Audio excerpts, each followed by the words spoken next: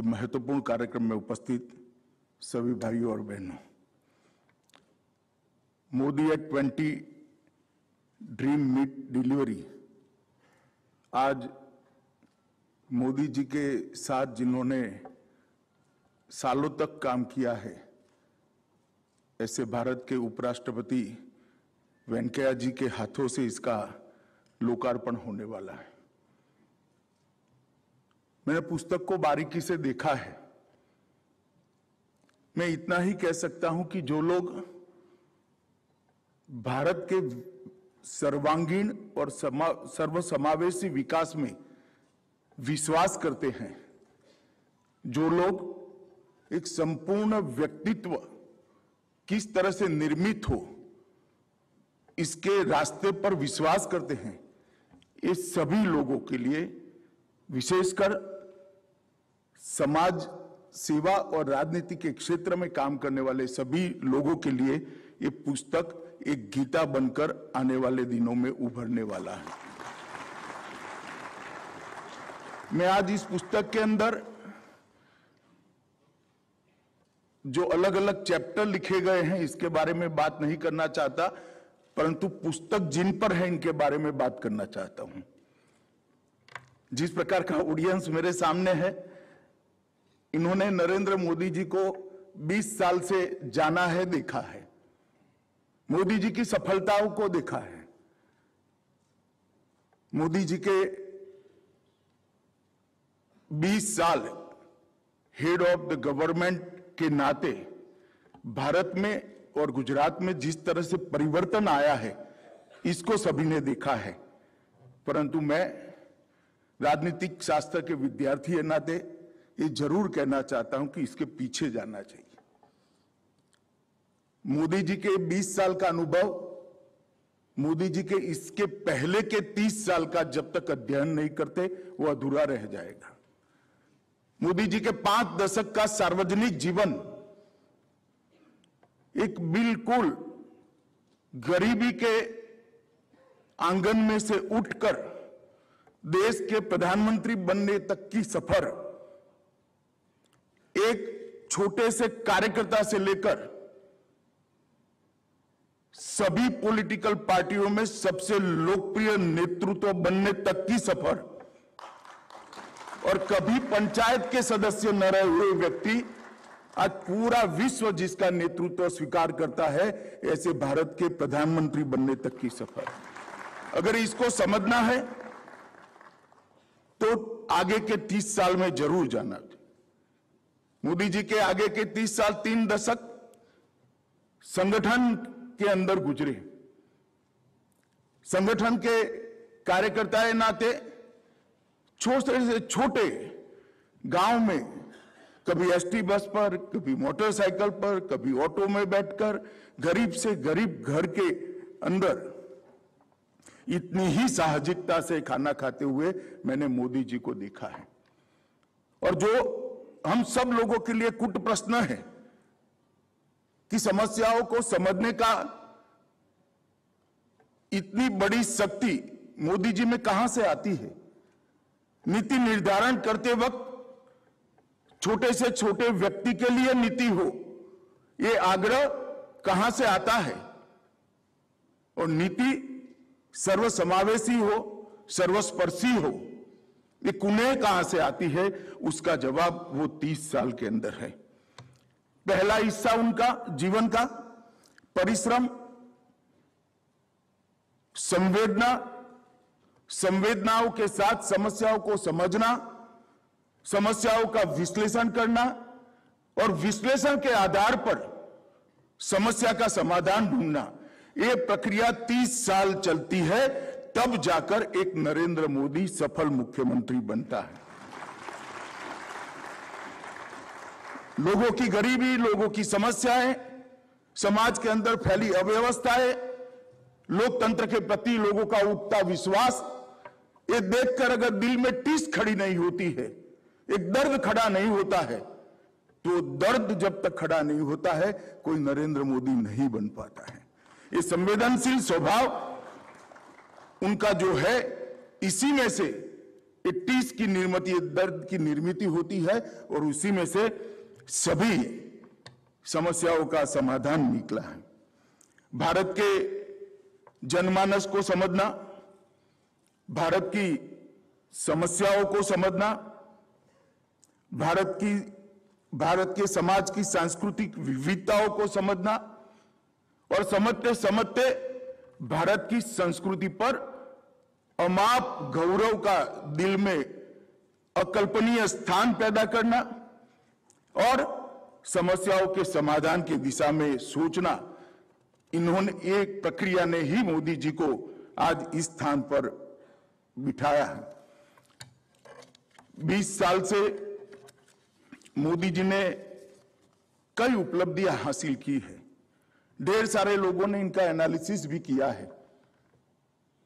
खास कर एडमिनिस्ट्रेशन के लिए और गवर्नेंस के लिए मोदी जी ने जो उपलब्धियां हासिल की है, इसका मूल्यांकन बहुत अच्छे तरीके से किया है। मगर मैं एक बात कहना चाहता हूं, एक ऐसे व्यक्ति का मूल्यांकन आप कर रहे हो जिसको मुख्यमंत्री बनने से पहले पंचायत चलाने का भी अनुभव नहीं था। मोदी जी जब मुख्यमंत्री बने उसके पहले कोई चुनाव नहीं लड़े थे, पंचायत के सदस्य भी नहीं थे, और ऐसे व्यक्ति को अचानक भूकंप से पीड़ित एक राज्य का मुख्यमंत्री बना दिया जाता है और उस वक्त बार बार चुनकर आना और इतना यशस्वी तरीके से गवर्नेंस करना, ये बहुत बड़ी अपने आप में उपलब्धि। में ये बात इसलिए कहता हूं कि मूल्यांकन के पैरामीटर्स तय होने चाहिए। गुजरात के अंदर सर्वसमावेशी और सर्वस्पर्शीय विकास हुआ, वो मोदी जी का व्यक्तित्व का परिचय कराता है। गरीबी से गुजरे हुए बचपन के कारण, गरीब आदमी की कठिनाइयों और उसकी दिक्कतों से मोदी जी भली भांति परिचित थे। उन्होंने मुख्यमंत्री बनने के बाद संवेदनशील तरीके से समाज के अंतिम व्यक्ति के लिए योजनाएं कैसे बन सकती है और योजनाओं को बनाकर अंतिम व्यक्ति तक किस तरह से पहुंचा जा सकता है, इसका एक उत्कृष्ट उदाहरण लोगों के सामने दिया है। मित्रों, योजनाओं के बारे में मैं जरूर थोड़ी बात करना चाहूंगा। मोदी जी की योजनाओं का अनेक प्रकार का विश्लेषण हो सकता है, मगर उन्होंने योजनाओं को लोकाभिमुख बनाया है। गुजरात के कृषि महोत्सव के मॉडल का जो स्टडी करेगा उसको मालूम पड़ेगा कि परिवर्तन किस प्रकार से आता है। गुजरात के कृषि महोत्सव की परंपरा ने सिद्ध कर दिया कि लोकतंत्र को जवाबदेह, लोकतंत्र में एडमिनिस्ट्रेशन को जवाबदेह बनाया जा सकता है। हर गांव में कृषि महोत्सव का रथ पहुंचता था और जो सरकारी मदद लेने के लिए किसानों को तहसील लेवल पर और जिला लेवल पर बार बार जाना पड़ता था, वो सरकारी मदद उन्हीं के गांव के अंदर पहुंचाने की शुरुआत एक कृषि महोत्सव ने की। तो उन्होंने योजनाओं को लोकाभिमुख बनाया। मोदी जी ने योजनाओं के साइज और स्केल दोनों को बदलने का काम किया और योजनाओं को संपूर्ण समस्या के उन्मूलन की दिशा में प्रेरित किया। जैसे पहले योजनाएं बनती थी, इस बजट में इतने गांवों के अंदर बिजली पहुंचाएंगे, इस बजट में इतने घरों के अंदर बिजली पहुंचाएंगे, इस बजट में इतने शौचालय बनाएंगे, इस बजट में इतने लोगों को स्वास्थ्य कार्ड देंगे। मोदी जी की योजनाओं का अगर आप स्टडी करेंगे तो अब संख्या नहीं होती है, समस्या का संपूर्ण उन्मूलन होता है। देश में हर घर में बिजली पहुंचाएंगे, देश में हर घर में आज शौचालय पहुंचाएंगे, देश के हर घर में गैस का सिलेंडर पहुंचाएंगे, देश के हर घर में पीने का पानी नल से पहुंचाएंगे। समस्याओं का संपूर्ण उन्मूलन ये उनकी योजनाओं का विशेषता रहा और एक दृष्टि से साइज और स्केल दोनों को मोदी जी ने परिवर्तित किया है। उन्होंने कई प्रकार की योजनाओं की इस प्रकार से लिया कि समग्र क्षेत्र को आप समग्र क्षेत्र का सुधार कर सके। मैं एक छोटा सा उदाहरण गुजरात के शिक्षा व्यवस्था के लिए उन्होंने किया, इसका कहना चाहता हूं। जब गुजरात में मोदी जी मुख्यमंत्री बने तब हमारा ड्रॉप आउट रेशियो 42% था और एनरोलमेंट 68% था। मोदी जी ने बेटी बचाओ बेटी पढ़ाओ योजना कार्यक्रम हाथ में लिया, इससे एनरोलमेंट 100% हुआ और ड्रॉप आउट रेशियो 1% से भी नीचे चला गया। एक प्रकार से समस्या का संपूर्ण समाधान की दिशा में उनके कार्यक्रम भी बने, योजनाएं भी बनी। इसके बाद क्वालिटी सुधारने के लिए गुणोत्सव का आयोजन किया और आज मैं कह सकता हूं, कोई क्रेडिट लेने के लिए कुछ भी बोले, गुजरात की प्राइमरी एजुकेशन पूरे देश के लिए मॉडल है और गुजरात के अंदर ये परिवर्तन मोदी जी ने किया। और हम कई बार मोदी जी के कार्यक्रमों को पिसमिल टुकड़ों में देखते हैं और इसका एनालिसिस करते हैं, कोई आर्टिकल दिखता है, कोई इस पर बोलता है, मगर समस्त समस्या के समाधान के लिए जो आयोजन है, मैं भारत सरकार में उनके मंत्री बनने के बाद स्वास्थ्य के लिए उन्होंने जो अनेक कार्यक्रम कड़ीबद्ध रूप से लयबद्ध तरीके से बनाए हैं, इसके बारे में जरूर कहना चाहूंगा। सबसे पहले उन्होंने स्वच्छता अभियान जो शुरू किया, जो स्वास्थ्य के साथ सीधा जुड़ा हुआ है, हर घर में टॉयलेट पहुंचाया, साफ सफाई के लिए एक बहुत बड़ा अभियान शुरू हुआ और स्वच्छता की संस्कृति को पुनर्जीवित किया। फिट इंडिया का मूवमेंट चलाया, वो भी स्वास्थ्य के लिए जुड़ा है। योग दिन और योग का महत्व पूरी दुनिया और देश में प्रस्तावित किया, वो भी स्वास्थ्य के साथ जुड़ा है। पोषण अभियान को उन्होंने महत्व दिया, वो भी बच्चे की इम्यूनिटी, माता की इम्यूनिटी के साथ रिलेटेड अभियान है। इसके बाद प्रोटेक्टिव तरीके से कुछ योजनाएं बनाई, जैसे मिशन इंद्रधनुष, आयुष्मान भारत। ये दोनों योजनाओं ने बच्चों को सुरक्षित करना और हर व्यक्ति को 5 लाख तक की सभी स्वास्थ्य सेवाएं फ्री मिले, देश के 60 करोड़ लोगों के दिमाग पर से, उनके सर पर से स्वास्थ्य का पूरा बोझ हटाने का काम किया। उसके बाद में एक सीरीज ऑफ वेलनेस सेंटर बनाए, इंफ्रास्ट्रक्चर स्कीम लेकर आए, जिसके तहत देश का इंफ्रास्ट्रक्चर बढ़ा और मेडिकल कॉलेज की स्थापना का उन्होंने जो परंपरा किया, थ्रस्ट दिया, इसके कारण मैं एक ही आंकड़ा कहना चाहता हूं कि आज भारत में यूजी और पीजी दोनों क्षेत्रों में हम 2 गुना डॉक्टर बाहर हर साल बाहर आए, इस प्रकार की स्थिति पर पहुंचे।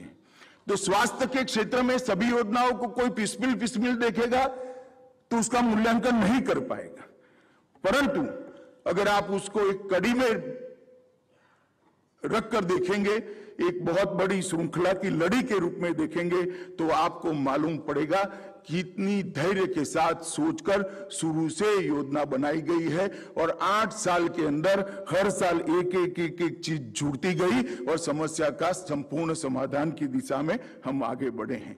नीतियों के निर्धारण के लिए एक ऐसी सरकार के बाद मोदी जी की सरकार आई, जिसको कहते थे कि पॉलिसी पैरालिसिस वाली सरकार थी।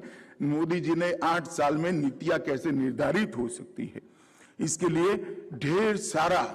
ढेर सारा दुनिया के सामने स्टडी करने का मटेरियल उपलब्ध कराया है। मैं बहुत सारी बात नहीं करना चाहता, परंतु कुछ नीतियों की जरूर बात करना। भारत ने कभी भी अंतरिक्ष के लिए अपनी नीति बनाने का सोचा नहीं था। मोदी जी ने अंतरिक्ष की नीति बनाकर आज एक बहुत बड़ा बाजार भारत के लिए खुला है और मैं पूरे भरोसे से कहता हूं कि इस क्षेत्र में भी भारत ग्लोबल लीडर बनने जा रहा है। ड्रोन की पॉलिसी देश में थी ही नहीं, अपार संभावनाएं पड़ी, परंतु ड्रोन की पॉलिसी नहीं थी। पढ़े लिखे युवा भी थे, 130 करोड़ का मार्केट भी था और देश अब आधुनिकता को स्वीकारने के लिए, नई चीजों को स्वीकारने के लिए तैयार भी बैठा है, मगर पॉलिसी के बगैर नहीं हो सकता था। ड्रोन पॉलिसी बनाकर एक नया बहुत बड़ा बिजनेस का स्पेस खोलने का काम नरेंद्र मोदी जी ने किया है। औद्योगिक प्रोत्साहनों की योजना को पीएलआई के अंदर अलग प्रकार से रखने का काम किया। स्वास्थ्य मैंने आगे बताया ही है, हेल्थ को बहुत मजबूती के साथ एक ठोस आधार प्रदान करने का काम नरेंद्र मोदी जी ने किया। मित्रों, मैं शिक्षा नीति पर जरूर कहना चाहूंगा। नेशनल एजुकेशन पॉलिसी, मैं बहुत आशान्वित हूं इस पॉलिसी से। मैंने बहुत बारीकी से इसका अध्ययन किया है। अब तक जितनी भी नेशनल पॉलिसी आई, उन्होंने बच्चों के रोजगार की चिंता की थी। ये नेशनल एजुकेशन पॉलिसी ने बच्चों की क्षमता को बढ़ाने के लिए थ्रस्ट दिया है। व्यक्ति की कैपेसिटी, व्यक्ति की क्षमता अगर नहीं बढ़ती है तो वो बड़ा आदमी नहीं बन सकता। इन नेशनल एजुकेशन पॉलिसी को आप बारीकी से देखोगे तो हर बच्चे की क्षमताओं को, अनंत संभावनाएं जो ईश्वर ने हमारे अंदर भरी पड़ी है, उसको 100% बाहर लाने का एक प्लेटफॉर्म देने का काम नेशनल एजुकेशन पॉलिसी ने किया है। और ढेर सारे शिक्षा शास्त्रियों ने बनाई हुई नेशनल एजुकेशन पॉलिसी भी, ये भी वैसे शिक्षा शास्त्रियों ने ही बनाया है, परंतु हर नेशनल एजुकेशन पॉलिसी विवाद में पड़ी है। मोदी जी भारतीय जनता पार्टी के प्रधानमंत्री होने के बावजूद भी जो नेशनल एजुकेशन पॉलिसी लेकर आए, इस पर एक भी विरोध का सुर आज पूरे देश और दुनिया में सुनाई नहीं। इसका कारण है, नीति बनाते वक्त गहराइयों के साथ जड़ से समस्या के समाधान के बारे में सोचने का मोदी जी का स्वभाव है। एग्रीकल्चर के अंदर भी ढेर सारे परिवर्तन हुए हैं और स्टार्टअप से लेकर कुछ इस प्रकार की पॉलिसी जो हुई है, जिसमें हमारे देश के युवा को विश्व के युवा के साथ कंपटीशन करने का प्लेटफॉर्म, मंच मोदी जी ने उपलब्ध कराया है। मित्रों, ये पूरी चीजें इसलिए हो सकती है कि मोदी जी के कुछ व्यक्तिगत गुणों के बारे में भी मैं जरूर बात करना चाहता हूं। मोदी जी से बड़ा श्रोता मैंने देखा नहीं है मेरे जीवन में। मैं 40 साल से काम करता हूं, ढेर सारे नेताओं के संपर्क में भी आया हूं। मोदी जी से बड़ा श्रोता कोई नहीं है और सुनते भी एकाग्रता के साथ है। आप शायद बोलकर निकल जाओगे, भूल जाओगे, मगर 5 साल के बाद वो कहेंगे, नहीं भाई पहले तो आपने ये कहा था, अब ये कह रहे हो, क्या हो गया? तब जाकर आपको मालूम पड़ेगा कि मैं पहले ये बोला था। बहुत धैर्य के साथ सुनना, ये बहुत बड़ा उनका गुण है। दूसरी बात, एक अंग्रेजी कहावत है, blood is thicker than water. व्यक्ति अपने आसपास का ही सोचता है, अपने परिवारजनों का ही सोचता है, परिवार के बाद समाज का सोचता है। यहां पर उल्टा है, उन्होंने कहावत को गलत साबित कर दिया है। इन्होंने समाज को ही अपना परिवार मानकर आगे बढ़े। देश की राजनीति में ऐसा नेता दूरबीन लेकर भी ढूंढ नहीं पाते जिसके परिवार को कोई जानता ही न हो, परिवार के किसी व्यक्ति का नाम कहीं पर किसी ने सुना न हो। तो blood is thicker than water, ये कहावत को मोदी जी ने गलत साबित किया है। उनकी सोच की दिशा ऊर्ध्व दिशा है। वो हमेशा रचनात्मक तरीके से सोचते हैं, वो हमेशा उच्च लक्ष्यों की ओर सोचते हैं और वो हमेशा सबसे ज्यादा परिणाम लाने की सोचते हैं। ये ऊर्ध्व गति की सोच ने इस देश के अंदर बहुत बड़ा परिवर्तन किया है। संवेदनशीलता, छोटे से छोटे व्यक्ति के बारे में सोचना। देश के प्रधानमंत्री के नाते मैं एक छोटी सी चीज का उदाहरण कहना चाहता हूं। एक बहुत गंभीर मीटिंग चल रही थी, उस वक्त मैं पार्टी का अध्यक्ष था। मोदी जी की ऑफिस में मीटिंग चल रही थी। एक मयूर आया और उसने कांच की दीवार पर जोर से अपनी चोंच मारना शुरू कर दिया। 2-3 मिनट तक ये प्रक्रिया चली। मोदी जी ने घंटी बजाई, किसी को बुलाया और कहा कि भाई इसका दाना आज नहीं डाला गया है, जरा चिंता करो, ये भूखा है। देश के प्रधानमंत्री को ये सोच इतनी बड़ी मीटिंग में आना, ये बताता है कि कितने संवेदनशील व्यक्ति है, अनन्य राष्ट्रभक्ति। मित्रों, मैंने मोदी जी के साथ सालों से काम किया है। मैं बेरोक-टोक किसी झिझक के बगैर कह सकता हूं, हर सोच में देश की सोच सबसे ऊपर और सबसे ज्यादा होती है। और इसीलिए आज 130 करोड़ की आबादी के मन में विश्वास है, जब देश की शताब्दी मनाई जाएगी हम एक महान भारत को देख पाएंगे। ये जो आत्मविश्वास 130 करोड़ में प्रत्यारोपित करने का काम नरेंद्र मोदी कर पाए हैं, क्योंकि उनके खुद के अंदर अनन्य राष्ट्रभक्ति से कूट कूट कर ईश्वर ने उनको बनाया है। मित्रों, और प्रामाणिकता, पारदर्शिता, इसके बारे में मोदी जी के विरोधी भी उन पर कोई आरोप नहीं कर सकते। नीतियों की निर्धारण के लिए कभी जल्दबाजी नहीं करते हैं, मगर उसके इम्प्लीमेंटेशन में, उसको लागू करने में इनकी जो दृढ़ता है, ये दृढ़ता अच्छों को आश्चर्यचकित करने वाली। मैं कई बार अचंभित रह सकता हूं, इतने विरोध के बावजूद भी कैसे कोई आदमी डट कर रह सकता है जब कोई 6 महीने के बाद वोट लेने के लिए जाना है। मैंने उनकी नीतियों के लिए एक शब्द प्रयोग किया है कि मोदी जी की सरकार लोगों को अच्छा लगे ऐसा फैसला नहीं लेती है।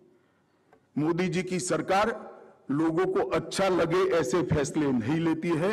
मोदी जी की सरकार लोगों के लिए अच्छे हो ऐसे फैसले लेती है। वोट के लिए राजनीति नहीं करना। व्यापकता बहुत है, हर सोच के अंदर आप व्यापक दृष्टिकोण का अनुभव करते हो। दलित, आदिवासी, गरीब और पिछड़ों के लिए अथाह प्रेम, अथाह संवेदनशीलता और उनके कल्याण के लिए सदैव समर्पित रहना, ये उनकी सोच की विशेषता है। आर्थिक सुधार और टेक्नोलॉजी को भारत के अनुरूप बनाकर भारत सरकार में लाने का काम सबसे पहले देश में अगर किसी व्यक्ति ने किया है तो नरेंद्र मोदी ने किया है। मैं फिर से एक बार कहना चाहता हूं, टेक्नोलॉजी और आर्थिक सुधारों को भारतीय वातावरण और भारतीय जरूरियातों के अनुरूप सांचे में ढालकर सरकार के अंदर प्रस्तापित करने का काम नरेंद्र मोदी जी ने दिया है। ये व्यापकता का अनुभव अगर किसी को करना है तो सुरक्षा के मामले में आज सोमवार को मोदी जी के विचार सुन सकते हैं, मंगलवार को ग्लोबल वार्मिंग पर भी सुन सकते हैं। महिला कल्याण पर बात करते हुए इतनी ही तन्मयता से बात करेंगे, पोषण अभियान के लिए बात करेंगे तो तुरंत स्टार्टअप पर ही इतनी विशदता के साथ वो बात करेंगे। गरीब कल्याण और नई शिक्षा नीति, आरोग्य और विदेश नीति। विदेश नीति के अंदर मैं जरूर कहना चाहता हूं, वैसे जयशंकर जी की उपस्थिति में कहना मुश्किल है क्योंकि मेरा नजरिया थोड़ा अलग प्रकार का होता है, परंतु भारत की विदेश नीति और भारत की रक्षा नीति के बीच में बड़ी घालमेल चल रही थी। कभी भारत की रक्षा नीति विदेश नीति की परछाई से बाहर नहीं आ सकती। मोदी जी की विदेश नीति ने प्रस्तापित कर दिया कि हम सबके साथ दोस्ती रखना चाहते हैं, मगर हमारे लिए भारत की सुरक्षा ये हमारा प्राथमिक लक्ष्य है। ये स्पष्टता, इतनी क्लैरिटी के साथ 7 दशक के अंदर किसी भी नेता ने दिए नहीं। मित्रों, खुद के लिए काम करने वाले नेता